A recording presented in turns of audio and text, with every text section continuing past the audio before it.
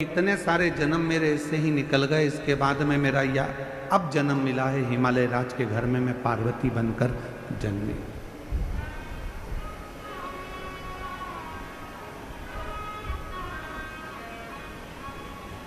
एक जन्म मुझे आज मिला है जो मैं पार्वती बनकर जन्मा। प्रभु, अब मैं ये चाहती हूं कि आगे के कोई जन्म मुझे ना मिले और ये जन्म मेरा आखिरी हो और ये जन्म मेरा आपके साथ में रहे। मैं ना मरूं, ना फिर जन्म लूं, ना फिर मृत्यु के काल में जाऊं और ना फिर मेरा कभी जन्म।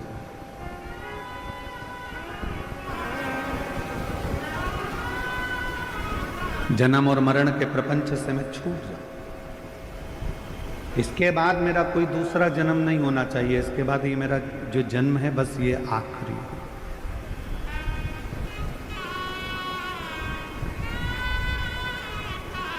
शिवजी ने कहा, पार्वती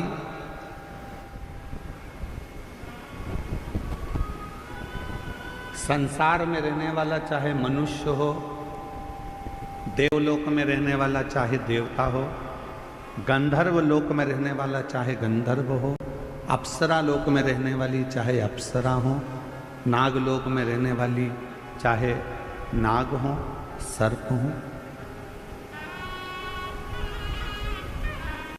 जो भी है,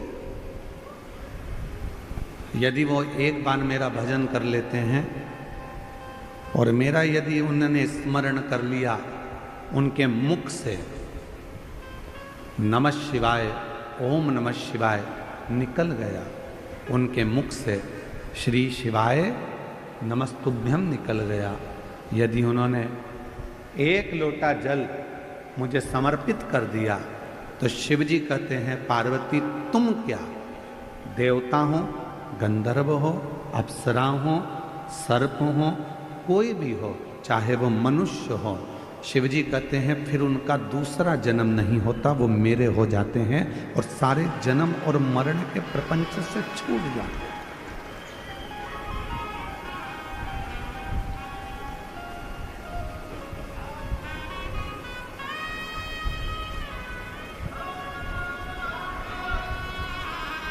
जन्म और मृत्यु के प्रपंच से मनुष्य जब तक नहीं छूटता जब तक वो शिव का भजन ना करे।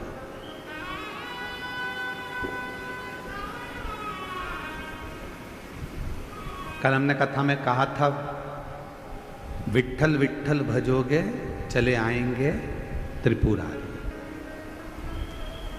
विट्ठल नाम की गर्जना से शिव प्रसन्न हो जाते हैं और शिव नाम की गर्जना से विट्ठल प्रसन्न हो जाते हैं।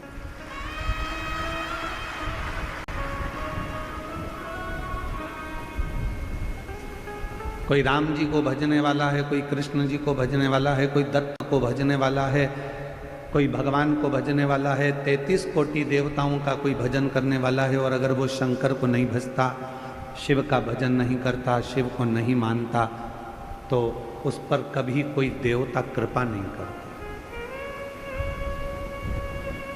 आप देवी की आराधना करते हो, करो, पर आपको शिव को मानना पड़ेगा। आप राम जी की आराधना करते हो तो आपको शिव को मानना पड़ेगा। आप दत्त की आराधना करते हो तो आपको शिव को मानना पड़ेगा।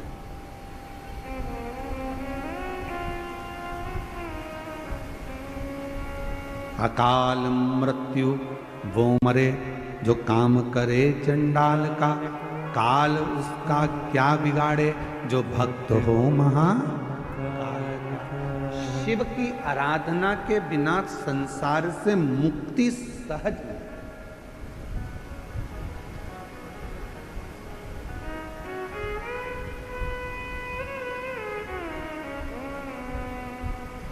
भगवान शंकर की आराधना के बिना आप मुक्त नहीं हो सकते।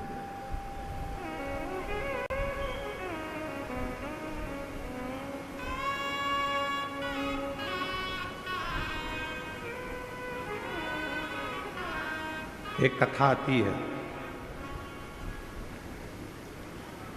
कश्यप मुनि की।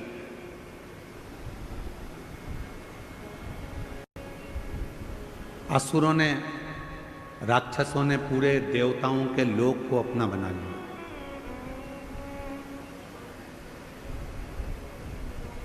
असुरों ने नागलोक को भी अपना बना लिया। गंधर्व अप्सराएं जितनी थी, असुरों ने सबको अपना बना लिया। देवताओं का देवलोक चले गया, इंद्र का सिंहासन चले गया, अप्सराओं का लोक चले गया, गंधर्वों का लोक चले गया। सब कुछ जब चला गया तब असुर पाताल लोक में जाने लगे।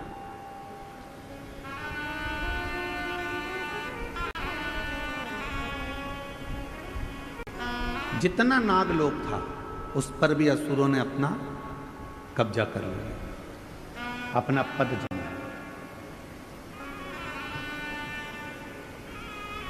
सब घबरा गए, कहाँ जाएं, कहाँ जाएं, कहाँ जाएं। तब शेषनाग भगवान, जो शेषनाग जी देखे आपने, भगवान विष्णु जी जिनके ऊपर शयन करते हैं, शेषनाग। शेषनाग भगवान की धर्म पत्नी, कल आपको बताया था, वासुकी नाग की धर्म पत्नी सतशीर्षा। क्या नाम बताया था? जम के बोलो जरा। सतशीर्षा। जब गर्भाशय में या रजो धर्म के समय पर कोई तकलीफ होती है तब सतशीर्षा माता का स्मरण किया जाता है। सतशीर्षा ये वासुकी नाग की धर्म पत्नी। शिव जी के गले में जो नाग पड़ा होता है, सर्प रहता है, उनकी धर्म पत्नी का नाम है शतशीर्ष। अब दूसरा प्रसंग आया है जब असुरों ने देवताओं का भी सिंहासन छीन लिया, अप्सराओं का भी राज्य चले गया और गंधर्वों का भी चले गया। सब जगह से जब लोग अपना राज्य चले गया तब असुर पाताल लोक में गए, और पाताल लोक में जब गए तो नागों के लोक पर भी उन्होंने कब्जा कर लिया।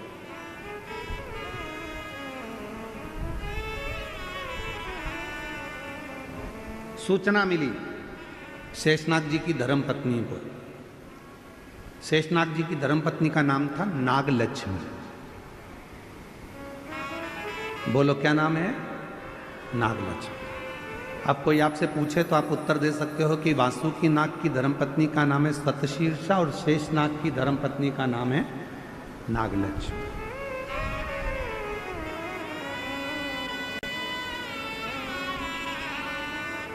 नागलक्ष्मी के पास में सूचना मिली,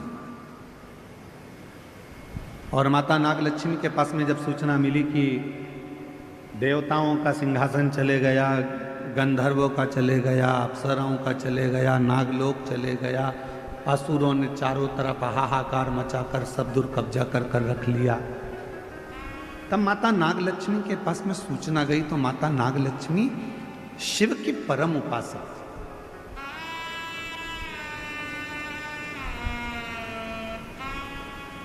क्योंकि शेषनाग जी का विवाह भी भगवान शंकर की ही करुणा से नागलक्ष्मी के साथ हुआ था।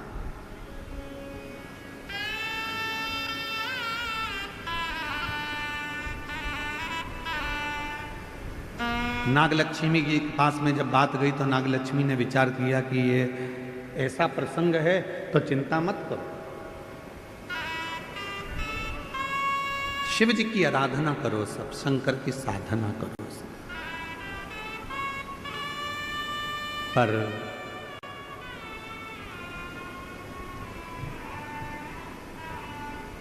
देवता बैठ गए साधना करने के लिए, गंधर्व बैठ गए साधना करने के लिए, अप्सराएं बैठ गई साधना करने के लिए, नाग बैठ गए साधना करने के लिए।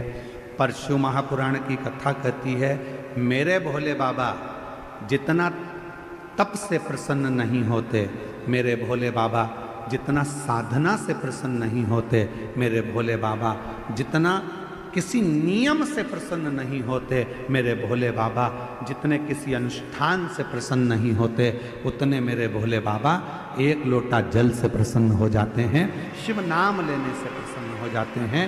मन की निर्मलता से, भोले मन से पवित्र मन से, हृदय से, कोमल मन से, जो भोले मन से शिव को पुकार लेता है, मेरे भोले बाबा उसमें प्रसन्न हो जाता है।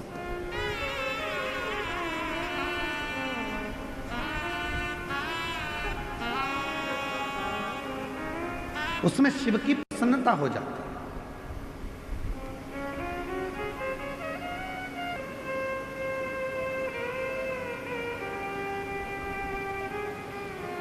यदि कोई भगवान शंकर की कथा में डूबा हुआ है, भगवान शंकर की साधना में डूबा हुआ है, भगवान शंकर की भक्ति में डूबा हुआ है, आप उसमें अर्चन दे रहे हो तो आपको तकलीफ थोड़ी भोगना पड़ सकती है। पर यदि शिव भक्ति में अगर कोई डूबा हुआ है और उसको थोड़ा सा सहयोग दे रहे हो तो आपकी जिंदगी संवर सकती है, आपका जीवन कर्तार्थ हो सकता है।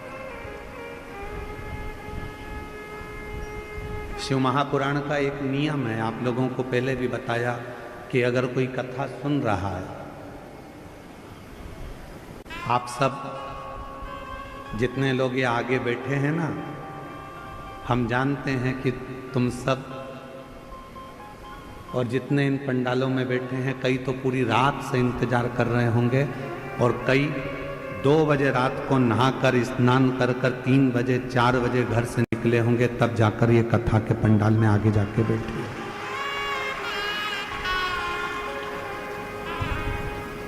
अब उसमें भी बेचारों ने जिनको कथा सुनना थी वो सब जगह संभाल कर बैठ गए और ऊपर से मालूम पड़े कि कार्यकर्ताओं में से कोई तुम्हारे सामने आकर खड़ा हो जाए तो तुमको सबसे बड़ा दुश्मन वो ही लगता है।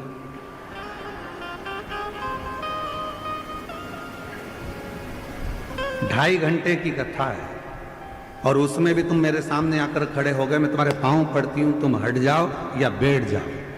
तो अच्छा, अभी हमारे डॉक्टर सुजय विखे पाटिल जी कह रहे थे, माइक पे इशारे में कह रहे थे, देखो उनकी समझ देखिएगा। मैं डॉक्टर सुजय विखे पाटिल जी को इसके लिए मैं बहुत बहुत धन्यवाद दूं। उनकी समझ देखिएगा कि उन्होंने माइक पे है, बीच में बहुत लोग खड़े थे, साइड में खड़े थे, तो सबको इशारा कर कर कहा नीचे बैठ जा, नीचे बैठ जा, नीचे बैठ जा।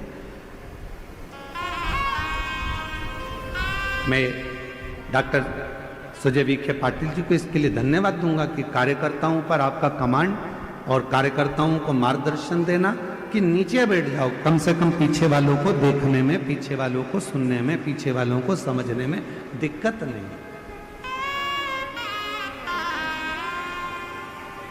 एक सही नेतृत्व करने वाले के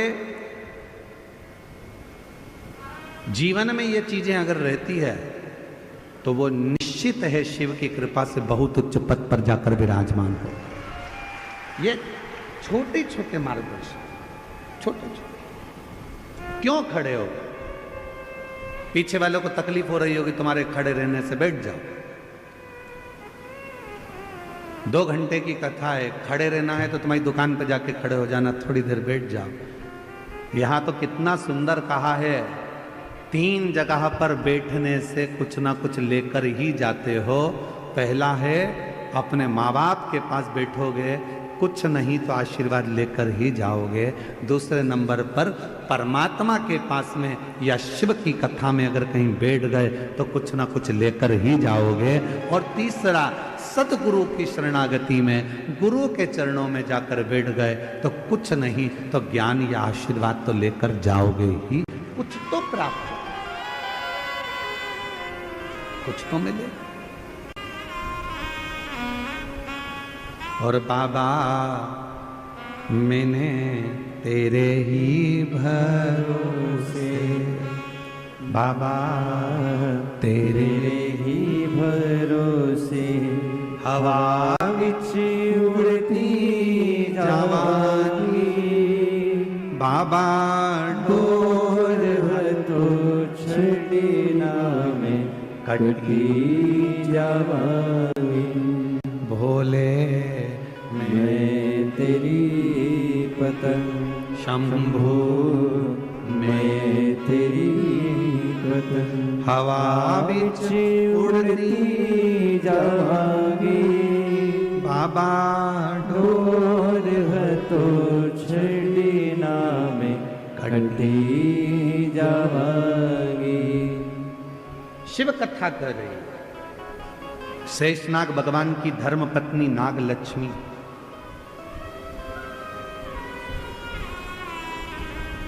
सबके हित का सोच रहे। लक्ष्मी किसको कहा जाता है?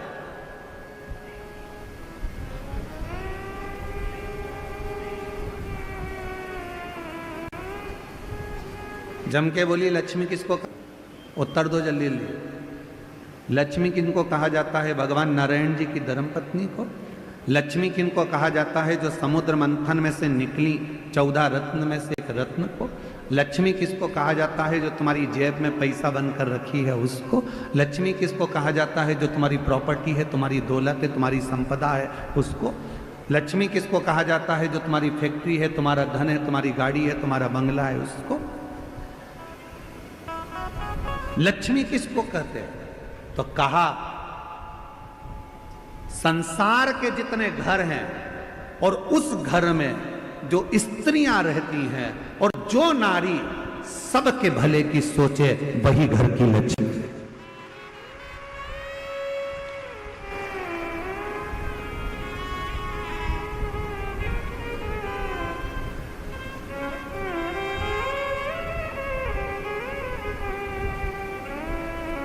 जो नारी सबके भले की सोचे, सबके हित की सोचे, वो लक्ष्मी।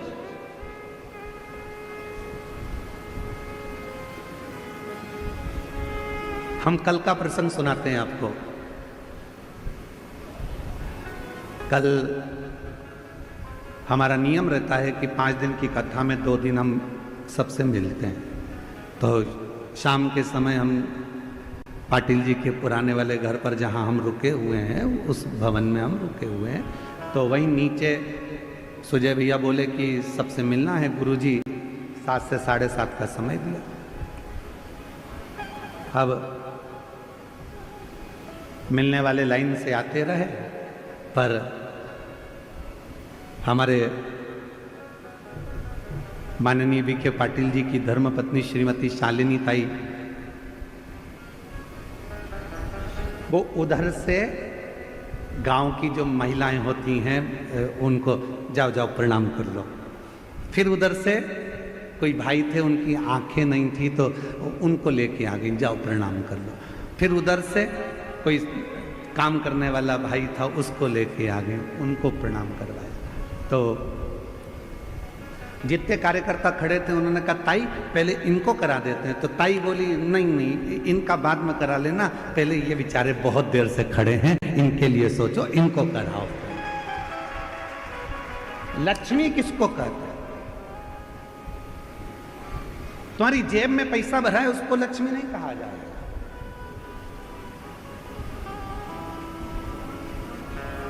लक्ष्मी का सबसे बड़ा उद्देश्य घर में जितनी नारियां हो, जिसके घर में जो स्त्री हो, और वो स्त्री यदि वो नारी सबके हित का सोचे तो समझ लेना वो घर की लक्ष्मी है, जो सबके लिए सोचे, सबके लिए। क्यों तुम